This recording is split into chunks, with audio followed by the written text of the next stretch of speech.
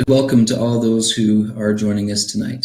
To remind everyone of the background of why I provide these videos, why I want to be in your homes, and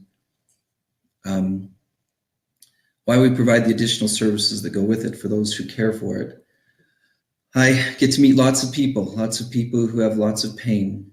And as I've worked to discover and figure out solutions to my own pain issues, I have found some universal application to many principles that are a synergy of scientific concepts combined with eternal principles that we've found from those who receive revelation in behalf of large numbers of people.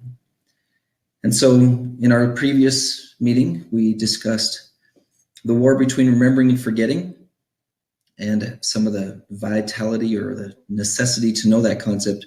Today, I'm going to break things down a little bit more into an explanation as to the process the brain goes through in order to lose track of what is important to us, both as a scientific concept, and we're going to discuss the spiritual side of it. In other words, how the spirit of Satan directly is involved in the process, and eliminate the concept of Satan made me do it, but he is definitely involved. In lesson 1, we talked about the war between remembering and forgetting. When we remember why we have chosen a certain behavior, we follow through. When we don't, we lose the battle and behave contrary to our value system. In my experience in working with people, one of the most important elements of psychological functioning, important elements of the sensation of happiness, the sensation of success, is that one's behaviors are in alignment with their value system.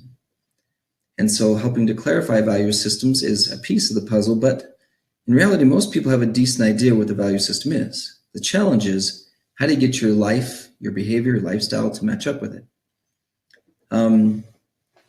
We use a term called lost battles. A lost battle is when you do something you promised yourself you wouldn't do, or you do not do something you promised yourself you would do. An example of the first one, I promised myself I would not drink soda pop anymore, not drink caffeine, or not eat a certain substance that is not good for my body, according to my own value system. And it's a lost battle when I've made that promise to myself and I do not follow through on that promise.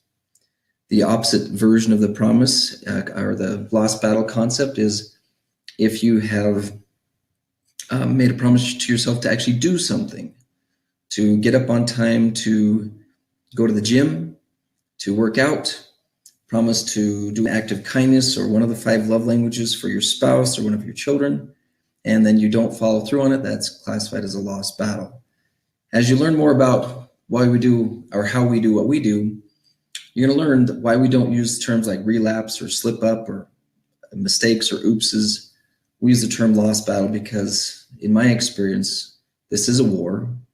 And I'm going to show you some things today about some of the techniques. There are some important techniques we learned last time, like the telephone game, where your brain, with some help from the dark side, can have a thought go from one thought to another thought to another thought and gradually become inaccurate as it's passed from hour to hour in your mind. Also, the term called drifting, where we just gradually drift off course. Both of those are very unfortunate and painful. And we want to find ways to avoid that from happening. Today, I'm going to give you some more information on how it happens. And then future visits, we're going to, in lesson 3 next month, is going to be effective gardening of your mind. And lesson 4 the following month will be on warrior chemistry and why that's relevant to personal growth. Now, we're going to be basing this presentation almost entirely off of this long used diagram that I've had, that actually was made for me. I was with a client once and I drew all this in a very scribbly fashion on paper, and he went home and wrote it up with these cool little diagrams, and been using it ever since with his permission. He put this together for us back in 2008, so 9 years ago. So here in the middle, you will see what we call the Satanic spin. I'm going to cover in detail the flash, the chemical spill, the feelings, the logic, and then we're going to spend some time on the chemical scale. To introduce it, I'm going to talk a little bit more about your brain, what's going on in your brain. But we got to see how these apply to your experience. And then I'll talk about what you can do about it to a degree. There won't be time today to give you a full training on, now that we know this information, what are we going to do about it? Okay, so this is a side view of your brain. All right, now I'll try to make this interesting for those who are under 20 and have a short attention span. But there's a little bit of science here, but we'll try not to make it too boring. Side view of your brain, you've got two main elements that we're referring to. You have your frontal lobe here. This is where you hold your values. This is where you hold what's important to you. In some cultures, they were, especially, you've seen the ones with the dot on their forehead. There's chakras that talk about this part of the brain. This is, in some theories, say this is where your spirit resides. Then you have your middle brain or your animal brain. This is where you have animal type responses and behaviors, where you just do things. I call it zombie mode sometimes because it doesn't require a whole lot of thinking. You just do stuff. Animal type things: fight, flight, freeze, sexual response without value system. Now, when I studied the academic approach to why do smart people do stupid things, or why do people behave contrary to their value system, because they were not willing to take into consideration the legitimacy of the spiritual involvement, whether it's the Holy Ghost or whether it's a satanic influence. Let me share with you what they came up with, okay?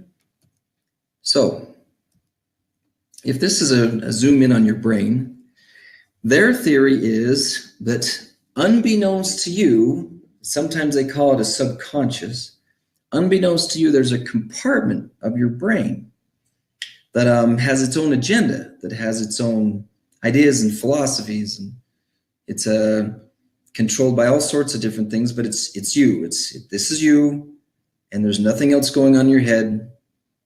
And this part of your brain will strategically shut down your frontal lobe. Like, well, I want a cookie, so I'm going to shut down the frontal lobe so that it doesn't remember that it's made a promise to itself to have a cookie. Okay, so the phrase that we hear over and over again from professionals and from our culture is, why am I doing this to myself? Why am I doing this to myself? As if I got some secret compartment that's sabotaging myself. And then you have people running around looking inside themselves for the problem. What's wrong with me? What's wrong with me? What's wrong with me? For me, it is a really cool military strategy where if an enemy wants to be really tricky, he steals a bunch of arrows, if you were talking days where arrows were used or cultures where arrows were used, and takes a bunch of arrows from an ally of one culture and starts shooting the other culture with those arrows, so that when they see the arrows, they go, oh goodness, those who we thought were our friends are actually our enemy. And so now who are they going to attack? They're going to attack those who they thought were their friends. And then can you imagine how those people feel when they're attacked? Like, what are you attacking us for? Why am I the enemy? Now, if this sounds a little familiar, if we were doing a marriage therapy seminar today, I'm convinced that Satan often will use phrases or words that sound like a spouse's voice to create unpleasantness in one person's mind in order to say, well, you did this and you did that. And the whole time there was a third entity involved wreaking havoc. So this is where I expect many questions. I'm going to try to give you some answers before we get to the questions. So exactly what role is my responsibility, and what role is Satanic's influence, and what difference does it make? All right? Don't worry, I've already thought all these questions through and I have answers for you. So, how does this happen in my brain? And what can I do about it? How do I lose connection with my frontal lobe, with my value system, and what can I do about it? All right, we're now going to zoom in on some pieces of this diagram. The first one is the upper part of it. Okay, there's a concept called the flash. The flash, the reason it's called the flash is because it happens so fast, you can't even tell it's happening. An experiment was done in theaters many years ago where they cut a single square out of the movie strip and put a Coca-Cola advertisement in the place of the single square. And as the movie would scroll by 32 squares per second, the single flash would happen so fast people wouldn't even notice it, but they did observe that it did increase the number of people who wanted to purchase a Coke during that movie. Now, to observe the effect it can have on your brain, this next image, I want you to notice how fast this next image can create a reaction inside of you if you were to see this in your rearview mirror. Okay? If that showed up in your rearview mirror and you're going, oh my goodness, what? Now, there's a lot of things that go on in the brain when we see a cop in the rearview mirror with his lights on, right? The first thing is the flashing lights, the information that is thrown into the head is very high speed. Now, I do want to go back to this concept really quick for a second. Here's a core principle that is vital to understand if you're going to follow this science on a spiritual level of science. In our spiritual training, we have learned and we are confident that there's an entity that tosses or floats or slides ideas into our minds that are designed for good, that are designed for, hey, the neighbor has some needs right now. You should go check on them. We hear stories all the time about a mom who's all, oh my goodness, I just have a sense. I have a sense that my child is in danger. Okay? Just these ideas that float into our head. Now, we have learned that the dark side of the spiritual world cannot read your thoughts, but that does not mean he cannot slide thoughts in.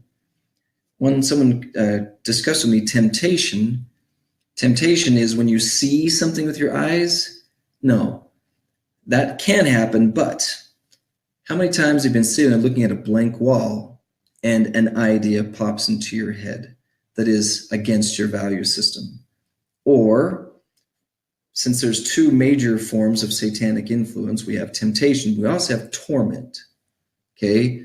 Torment is a phrase like you're just sitting there looking at the wall, nothing's going on, all of a sudden the idea comes to your head, you're not as smart as you think you are, or you're uglier than your friends are, or you're never going to make enough money to feed your family.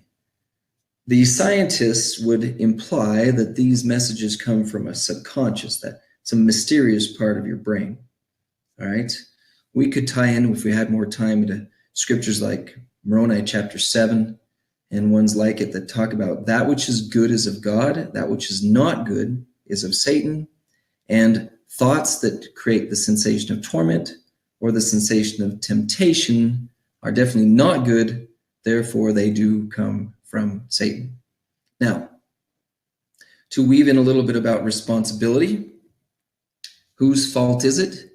I encourage you to think in terms of if you're plowing your field and someone throws a hand grenade at your feet, is it your fault? It's not your fault, but you still have the responsibility to do something about it.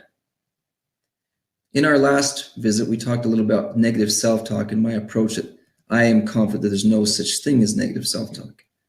Any conversation in your head that is negative does not come from you, therefore it's not self-talk. Okay?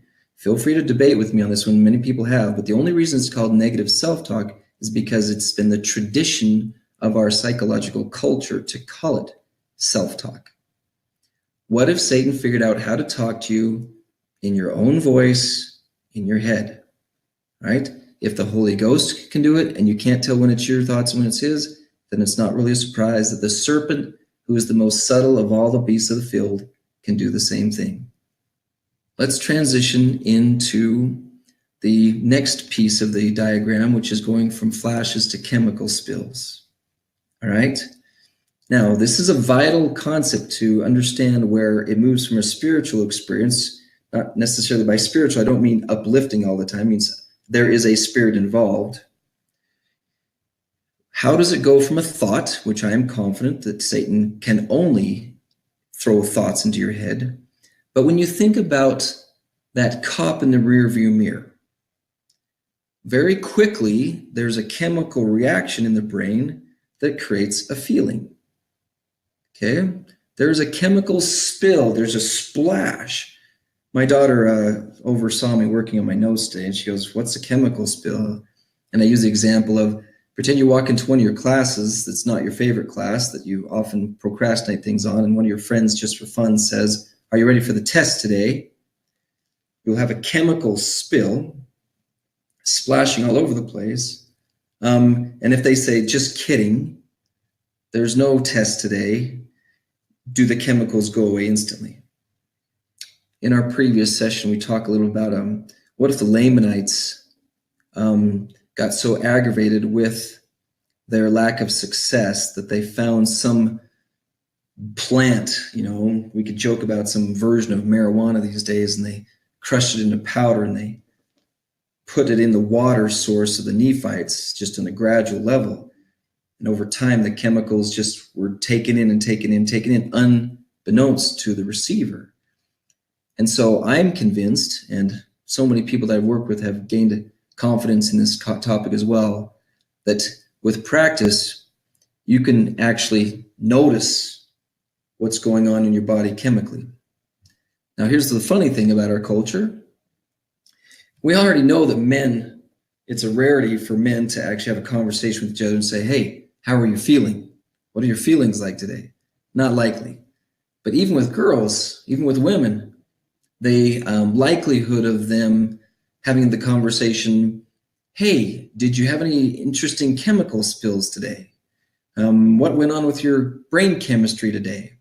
That is not a common topic of conversation, but I'm here to tell you that if you don't start having that conversation, then you're going to be missing out on something important, because feelings in a human body are the result of chemical reactions. Except for a very small cluster of feelings or sensations that can be attributed to some Holy Ghost experience, where the Holy Ghost is being uplifting, the Holy Ghost is giving you a sense of comfort. And as I've thought about it more and more and more, the Holy Ghost actually helps to decrease chemical dynamics in the brain. So you feel less depression, less anxiety, less heightened, and chemicals are there to increase emotional intensity. And in some cases, it's productive, it's helpful.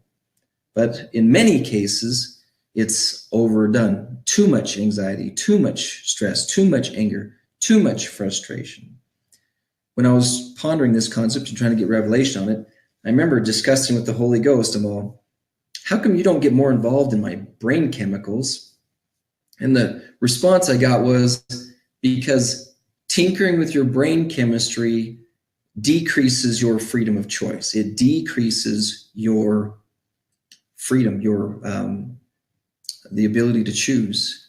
And so Satan is willing to say things to us or to remind us of stuff that are specifically designed to create a heightened chemical reaction, thus pulling the brain energy from the frontal lobe towards the animal brain, decreasing our access to the frontal lobe, increasing a more likely fight, flight, or freeze response.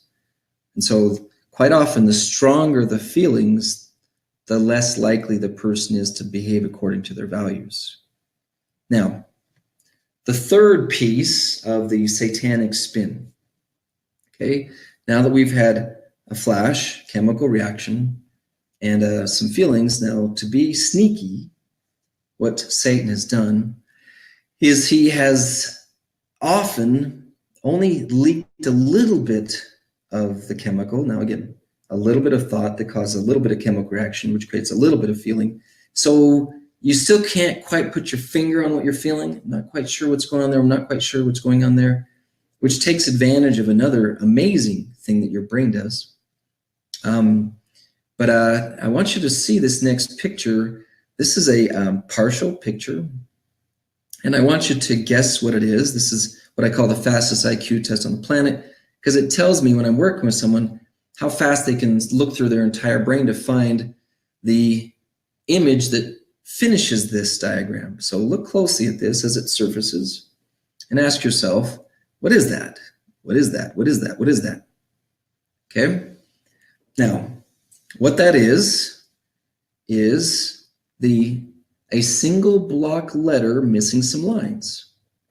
Now that you can see that it's a single block letter missing some lines, what letter is it? Now, by telling you that it's a single block letter, I'm telling you which filing cabinet to look into.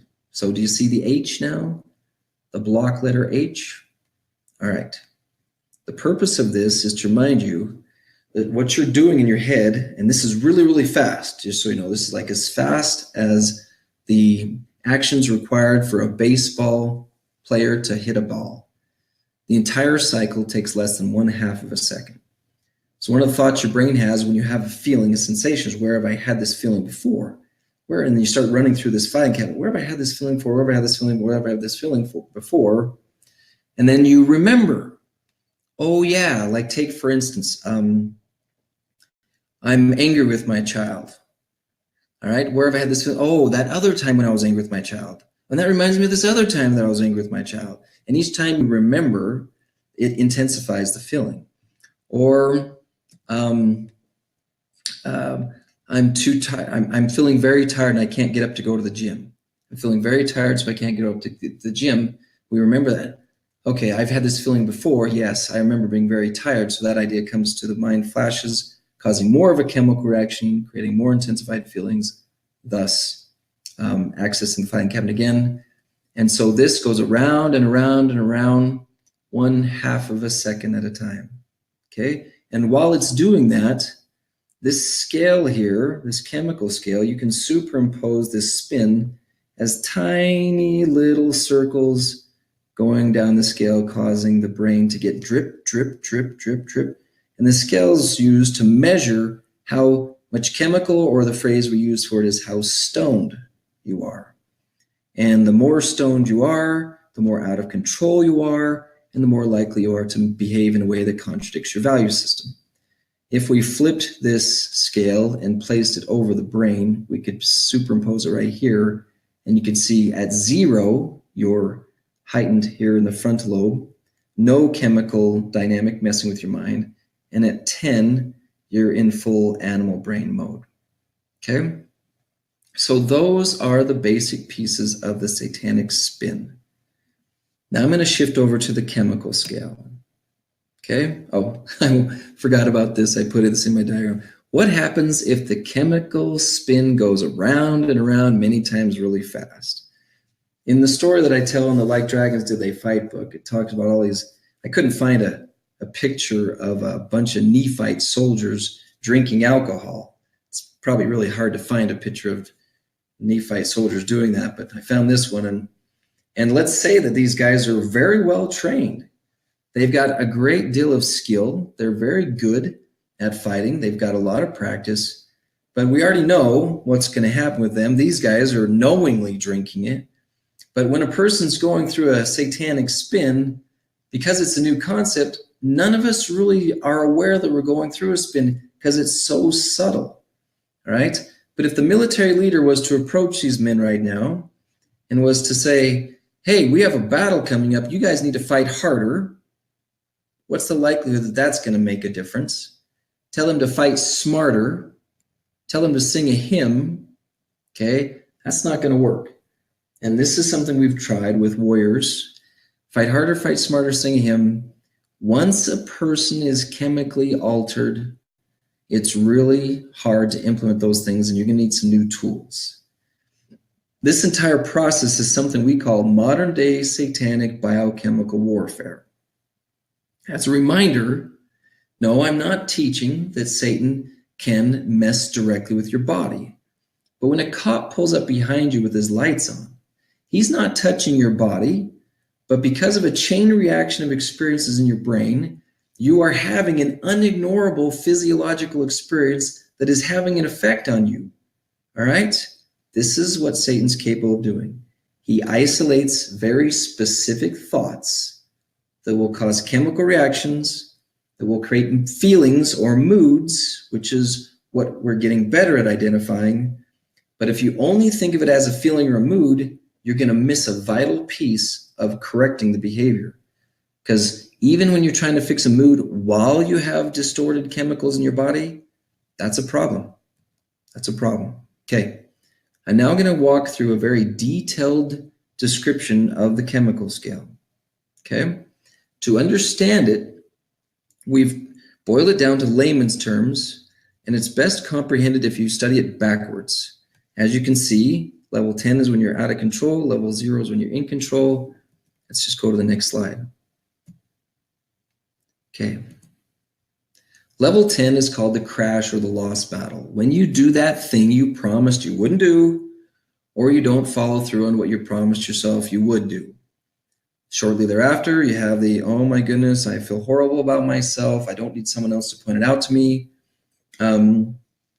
We don't need someone to point out to us that we should feel bad.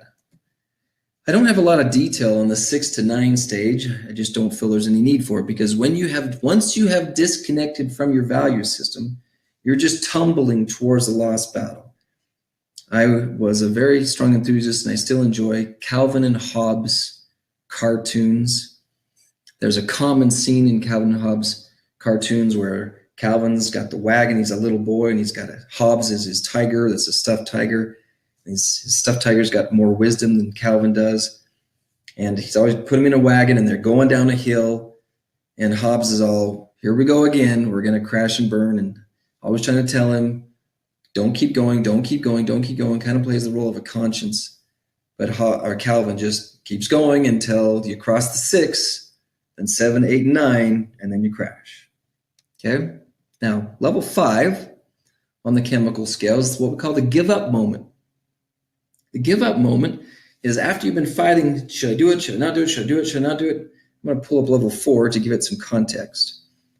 Level 4 is this stage of irrational conversation. Now, a lot of people say you're arguing with yourself. Again, that's the wrong way to describe it. This is an argument between your spirit or value system and the voice of Satan that sounds like you. So it seems like it. Here's an example of what it might sound like. You know where this is headed? Yeah, I know. We probably should stop. Okay, I will in a minute. Okay, ready, stop. Okay, I will in a minute. Or the reverse. It's time to get out of bed. You wanted to go to the gym. Okay, I will in a minute. It's time to get up. If we don't get up now, we're going to be too late. Okay, I will in a minute. And then level 5 is the give up moment, when you cave to the behavior that's contrary to your value system. Okay? Now, level 3 is a vital one, but it's one of the most commonly discussed, but I'm convinced that it's discussed a bit inaccurately. Because I originally put this together working with men and young men, we called it the dude moment, the first time the idea of having contrary to your value system behavior comes to mind. Okay, there I am minding my own business, and all of a sudden, dude, you should go get a cookie. Dude, you should skip seminary and go do something else. Dude, you should sleep in, right? You ladies, you guys can keep telling me at some point what exactly you hear. I don't know how you hear it, okay? But before this, we were still planning on following through on our value system, and it hasn't been considered to not follow the value system. Level 3, the dude moment, is how about we don't follow the value system? Now, in more elongated descriptions of this, I also call this the thought moment or the trigger moment. This is when a person considers the misbehavior. Now, level 2, in order for a person to consider it, they have to be vulnerable. They've got to be distorted. And modern science is getting better and better at describing this level 2 zone. This is when strong negative feelings become stronger and more painful because Satan layers on the sense of legitimacy. You hear something like, yeah, but this time I have a good reason to feel this way. Like, this time I do have a good reason to sleep in and not go to the gym. This time I have a good reason to yell at my child. This time I have a good reason to not study for a test. Or this time I have a good reason to eat a bowl of ice cream and have a chocolate chip cookie. As you can see, it also connects to this time I have a good reason to do something sexually inappropriate. As strange as it may sound, everybody that I interview that does something sexually inappropriate, they have a good reason for having done so. Now, again, it's vital that you understand Human beings don't have strong feelings unless there are chemicals involved. Chemical phase and level 1 is best described as being off. You can tell level 1 more clearly if you compare it to level 0. Level 0, when you have no chemical distortion, we call it being on, state of awesomeness. No chemical or emotional disruption to spiritual cravings. You want to do good, you want to be good, you want to get good things done. For musicians and athletes, we some call this being in the zone. Level 1 is when you've lost your basic motivation and you don't feel like doing good. You don't feel like being helpful. You don't feel like doing homework.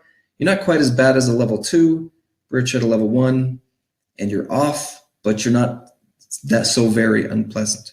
Okay? So it's vital to know where you sit on the chemical scale because, as you can see, each stage leads to the next. And so the chemical spin or the satanic spin, a micro thought comes to mind, it spills a little chemical, it works the emotions, and after 10 or so of those loops, you end up at a level 1. It increases its intensity and you end up at a level 2. Then 3, then 4, then 5, and that's how we cross the line into misbehavior. And during this whole process, we started at 0 in your frontal lobe, and then you're drifting closer and closer to your animal brain. Now, as we get closer to our Q&A section, how do you apply this information? Okay. First thing I suggest you do as part of your homework, pay more attention to whether or not you are spinning. You are spinning anytime you're not at a 0. So get a notebook out, and we have a young man I work with who uses 0 as his nickname. I'm a 0. I'm a 0. And others go, don't say that about yourself. The Men of Moroni guys use a term called zeroing out. Zeroing out. Zeroing out is the process of moving from whatever 1, 2, 3, 4, or 5 you're at and launching yourself back to 0. And yes, as with the Sons of Helaman and the other warriors in the Book of Mormon, you have to have a connection with God in order to do this, in order to have the fortitude and the strength to do this, and some protection. But you also have to have military training. You have to be able to identify and respond very fast with speed, strength, and accuracy, just like a baseball player hitting a ball. If you don't have speed, if you don't have strength, and if you don't have accuracy, you're not going to succeed. Okay? So your first homework assignment is I want you to describe yourself at a level 0. You might ask other people to describe because you need to know when you get there and you need to know when you're not there. When I'm at a level 0, I want to be helpful to my wife. I want to read to my daughter. I want to go visit family and friends. I want to be uplifting. I want to be engaging. That's what I'm like when I'm at a 0. What are you like when you're at a level 0? Please, as one of your first homework assignments, make a list of about 10 things, if not more, of what you're like when you're at a level 0. Second homework assignment, practice identifying what chemical level you are at. Knowing what level you are at helps you to prepare to win battles. This is an exercise we do with the young men regularly. So, okay, state your condition. Now, where are you on the chemical scale? If you're at level 5, and anything beyond 5 is not really worth talking about. That's just a train wreck. At level 5, this is when you're giving up. It's like, you know what? I don't care anymore. I'm not invested anymore. I don't want to be involved anymore. When I'm doing marriage therapy, it's when I hear someone say, you know what? It's not worth it anymore. I just want to give up. That's level 5. Level 4 is when someone's debating whether or not to misbehave. Okay? There's lots of other different types of mental debates, but they're debating with what sounds like themselves. They're arguing with themselves is a phrase that we often use. Again, that's not accurate. The accurate way of describing it is I'm having a conversation with Satan. He's being very subtle. I can't tell it's him, so I think it's myself. And I'm debating whether or not to misbehave. All right? If that's going on, should I or should I not eat the cookie? Should I get out of bed and go to the gym or not? Should I yell at my child or not? If there's any type of argument taking place, you're at a level 4. Level 3 is just a split second. It's not a stage. It's really just a thing. It can happen multiple times when the idea of behaving contrary to your value system keeps popping up. We could do it at this time. You should try it at this time. Now that would be a good place to do it. So when the idea keeps popping up, that's level 3. Level 2 is one that we spend a ton of time on in our training. It's where you get more and more familiar with, okay, but this time I have a good reason. I don't think you understand. I have a good reason to be angry. I have a good reason to be tired. I have a good reason to be hungry. I have a good reason to drink this. I have a good reason to eat that. I have a good reason not to go to the gym. Okay, that's level 2. Level 1 is just gooey. It's like, I don't care. I don't feel like it. Now, one of the biggest mistakes, I want to back up here really fast. This is a vital piece. I've got some strong feelings about this. I'll just go from it from here. If you're a normal American, you've been trained to watch your thoughts, watch your thoughts, watch your thoughts. In other words, you've been trained to watch for level 3s. And you've been taught, similar to what Nephi said, awake, awake, and arise. But when? When do you know you're in danger? When do you know you're in danger? There's discussions about feelings like it's a good idea to be aware of them. It's a good idea to make adjustments to them. I'm suggesting, okay, that if we don't put our alarm systems all the way up to level 1, think about those soldiers in that diagram, that picture I showed a little bit. Think about if your enemy is intentionally causing chemical reactions so that you can't fight clearly, when should you be alarmed? When should you be alarmed enough to do something about it? All right? My recommendation, as soon as you can taste it, as soon as you can feel you're off, you should have an alarm go off that says, this isn't good. This is scary. This is dangerous. People could get hurt. In my case, I can hurt my kids. I can hurt my wife. I can hurt my clients. I can hurt people. If I don't monitor my 1s, 2s, and 3s, it's not the nice 5 through 10s that are going to cause a lot of damage. I've got most of those under control, but I can really hurt people in the earlier stages. So please, the homework assignment is try to identify what chemical level you're at and know what level you're at to help you prepare to win the battles. Quite often, like with Weight Watchers, just having a measure of where you are at on the chemical scale can make a big difference for change. It's fun to play a game with family members, just randomly. What level are you at? Okay, what level are you at? A good first step. Now, as you get better at that, in the future meetings, especially the one 2 months from now, the Warrior Chemistry one, next month's going to be important too, the gardening concept. But a good first step to ask yourself, what did Satan say to me to get me to this level? Once you've identified what level you're at, what did he say to me to get me to this level?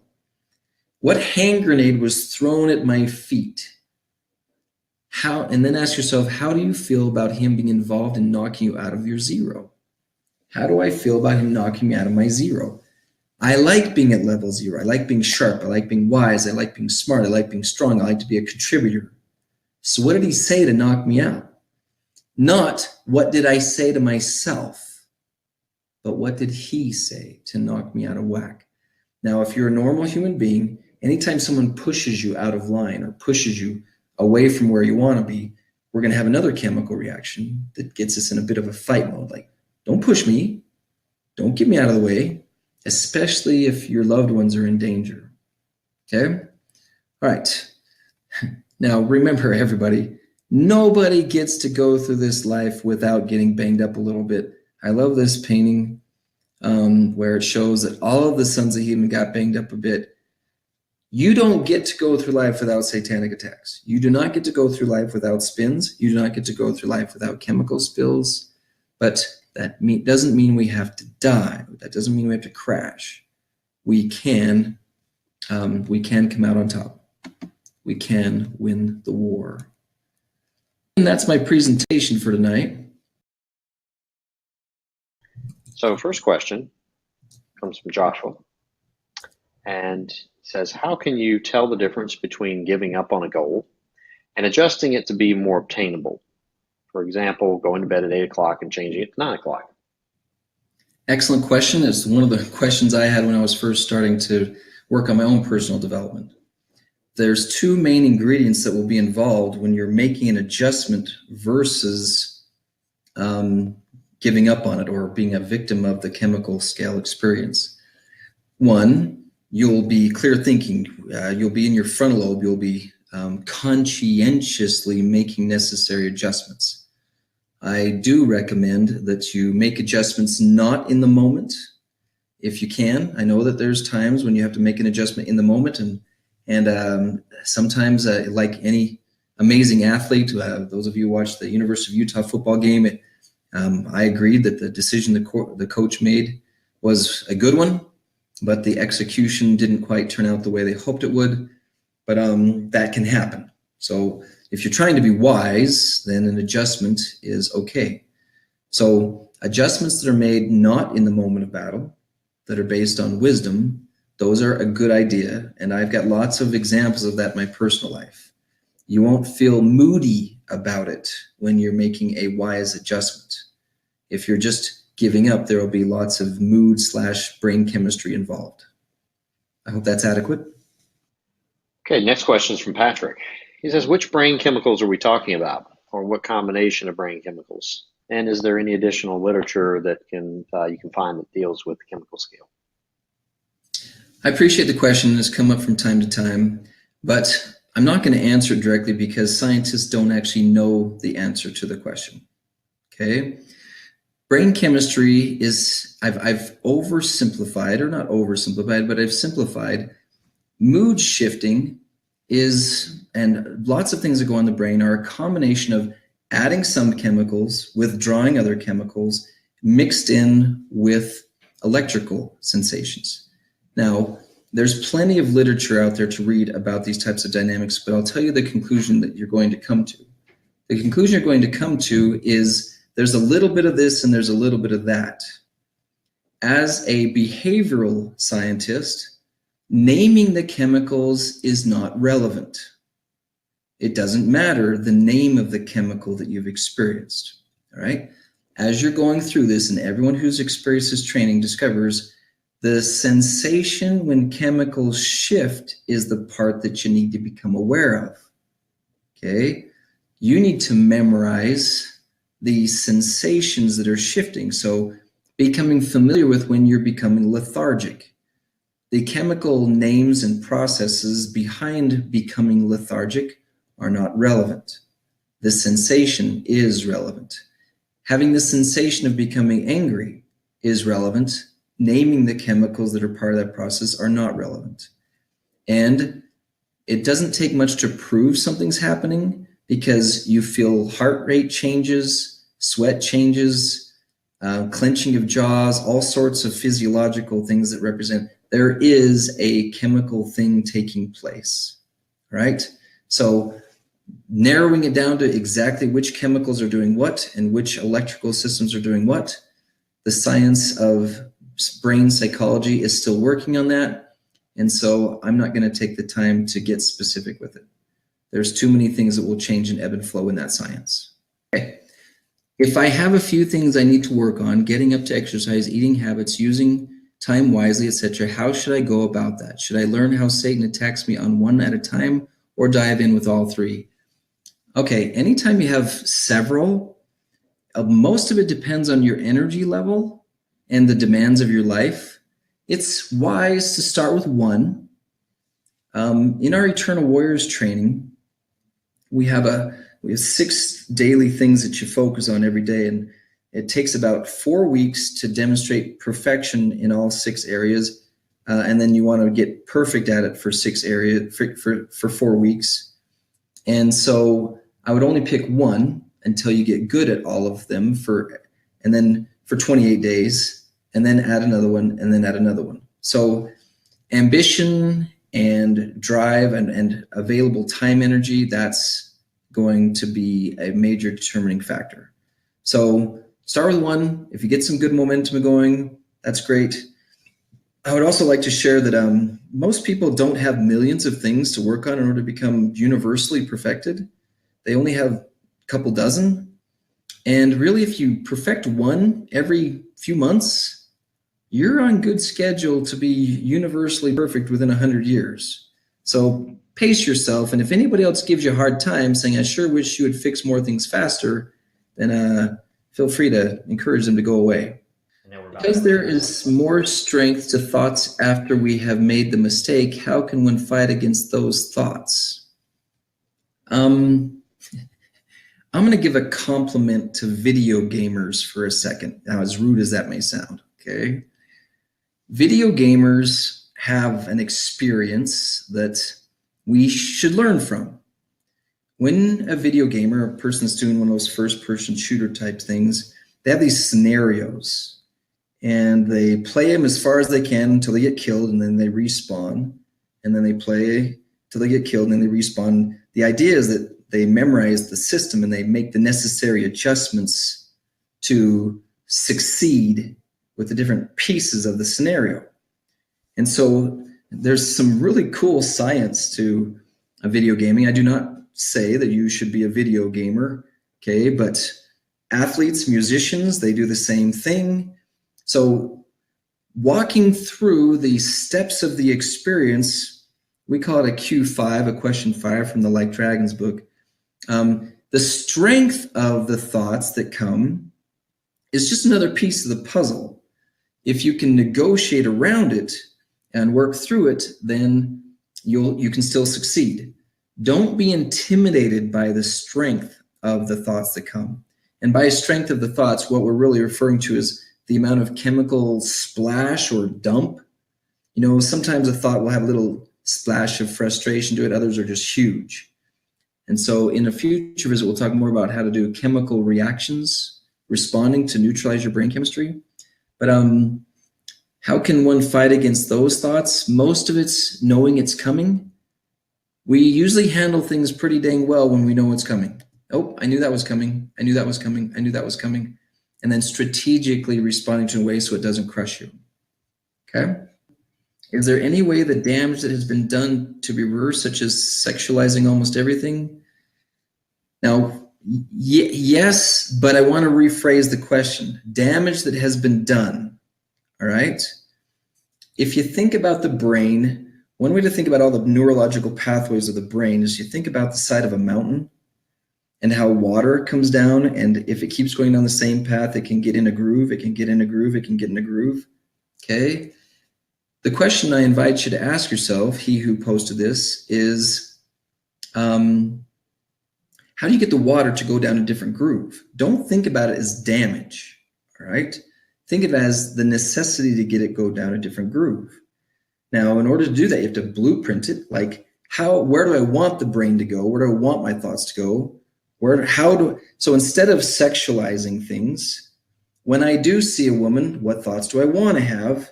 And then what kind of repeats do I have to have in my head over and over again, like digging like a shovel over and over again down the same path and dropping in the other side? One of the biggest mistakes that I see people making that modern psychology has brought to the table, it's useful, but not with this stuff, insight-based therapy, which is commonly hoped for by those fighting addictions, is the idea that getting a great idea, like, oh, I get it now. Oh, I understand now. Even the rock bottom experience, okay, I see why it's painful. Having an insight doesn't change behavior any more than having an insight of how Michael Jordan shoots a basketball makes you a better basketball player. You still have to practice, practice, practice, practice, practice. Athletes understand the need for practice. Musicians understand the need for practice. Soldiers understand the need for practice. You're not going to change your natural brain functioning without lots of practice, similar to what those three people do. And so what Ruben's training system that he's built off these principles, I was the leader of Sons of Healing, which is primarily a sexual behavior self-mastery system. Men of Moroni for adult men was born after that, but we've had such a request for the application of these principles to non-sexual or non-addictive based things. The information is available for you, okay? Eternal Warriors and Personal Warrior Training are the systems that will help you to apply these principles and get the training that you need in order to get your brain to do what you want it to do. ADD, depression, anxiety, and other mental disabilities all deal with brain chemistry. Can they be dealt with effectively or cured by learning how to zero out? This is a tough one because when you have a genetic code that alters your brain chemistry right from the beginning, and it's not your fault, those with genetic ADD, genetic depression, genetic anxiety, you're kind of starting with your top flow of your river in the wrong place, and it takes a little bit more work. I'm not going to say a universal yes to that one because I've seen cases where it does, and I've seen cases where it's more challenging. We're going to stick with individual application on that one. Is it realistic to expect to live life zeroed out? Can I really feel like I'm awesome all the time? Help me to realize it? No. Think about it in terms of Nephites and Lamanites. No matter how righteous the Nephites were, the Lamanites still had the personality of the type of people that wanted to mess up the lives of the Nephites. Okay? Now you can, like an Olympic athlete, get yourself to the point where you're almost always ready for the tough things of life. You just have to work and work and work and work and work. And so I myself, I cannot say that I'm always zeroed out because the serpent is the most subtle of all the beasts of the field, and even the most noble will be tricked in ways. He still finds ways to inch me over the level 1 line, inch me into the level 2 zone. Now, I have learned that level 3 does not always follow 1 and 2. Often the demons get impatient and they'll jump in prematurely. So the suggestion to behave contrary to the value system can occur. I think it's highly unlikely for someone to stay at a 0 all the time. The key is to pay attention, catch it when it's off, and quickly reverse it. And today we're not going to talk about all the ways to do that. I just have the time today to teach you that it's possible and what to watch for. One of the brethren says, I frequently find myself stuck on a 3, sometimes for hours. It's so frustrating. If you find yourself stuck on a 3 where suggestion after suggestion after suggestion to misbehave is in your head, you're really going to want to learn about warrior chemistry, okay? You're really going to want to learn, because what you're doing in that situation is you're trying to have a cognitive fight while you're still stoned, while you're still drunk, okay? You're not going to win a boxing match while you're inebriated, all right? So whoever feels stuck beyond a level 1, beyond a level 2, get some more training with this. We'll help you out. What's the best thing I can do for a loved one who struggles with addiction? It is so painful. It is so hard. Getting involved early is major. You know, adolescence, before they get too ingrained in it and they lose their own hope, because a person can get to a level 5 and pretty much stay at a level 5 for a long time, which is the give up moment universally. Like, I just don't care much about anything. And so the farther they are, the harder it is. Now, we do have consultations at our office that are free, just at least a 5 to 10, maybe sometimes 15 minutes, depending on the availability of the clinician or the staff member who's informed, in order to help someone to get an idea of how drastic to get involved. Sometimes, so let me tell you what I tell people on a normal level or a basic level is I say, listen, loved one, friend, family, youth, spouse, I've come across some information that I think can make a difference in your life, right?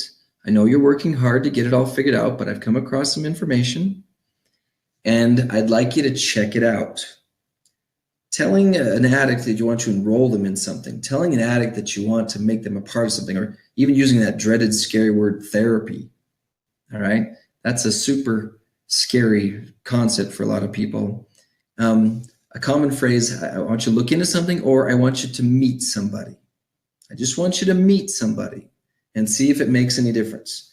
Now, if we professionals can't pick it up from there, I tell people, if you can get your loved one in my office, I've even had some people do intentional manipulations. Like, if you'll just go meet with this guy for 30 minutes, I'll buy you a big fat hamburger afterwards. Okay? We actually passed this question around the young men a couple of times, and And the boys who've been with us, the young men who've been with us for a while, what would you recommend to parents to get their young man to these meetings? One of the kids said, just knock him over the head, knock him out, drag him in here, throw him on the couch. And after he wakes up and he realizes how much he values it, then he'll be glad you hit him over the head and dragged him in. So usually, Cynthia, I would recommend getting a specific consultation and give us a little more information about your loved one, and then we will go from there, so we can be a more customized response. Maurice, can you hear me still? Yeah, I can hear you. Quick suggestions for anxiety and depression. Do you have anything that you? Okay. Actually, I don't have quick suggestions for anxiety and depression. Anxiety and depression are so broad. There's no real quick. All of these psychological experiences are quite broad.